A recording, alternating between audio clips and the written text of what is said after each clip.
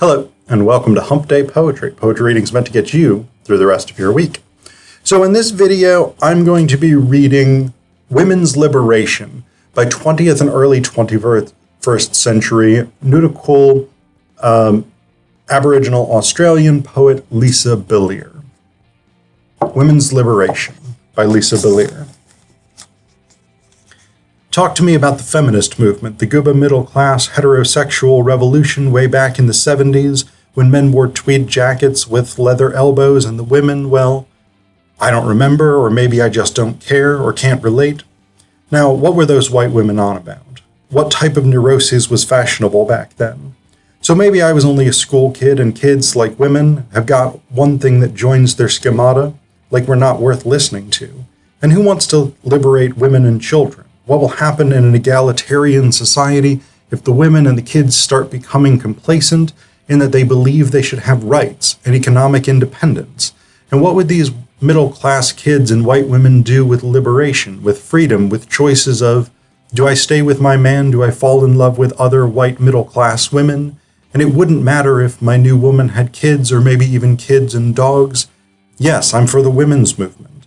I want to be free and wear Dunlop tennis shoes. And indigenous women, well, surely the liberation of white women includes all women regardless. It doesn't. Well, that's not for me to deal with. I mean, how could I, a white middle-class woman, who's deciding how can I budget when my man won't pay the school fees and the Diners Card Club simply won't extend credit? I don't even know if I'm capable of understanding Aborigines in Victoria. Aboriginal women here? I've never seen one. And if I did, what would I say?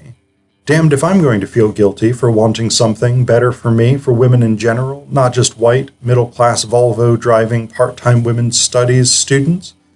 Maybe I didn't think. Maybe I thought women in general meant Aboriginal women, the Koori women in Victoria. Should I apologize? Should I feel guilty? Maybe the solution is to sponsor a child through World Vision. Yes, that's probably best. I feel like I could cope with that. Look, I'd like to do something for our Aborigines, but I haven't even met one. And if I did, I would say all that business about land rights, maybe I'm a bit scared.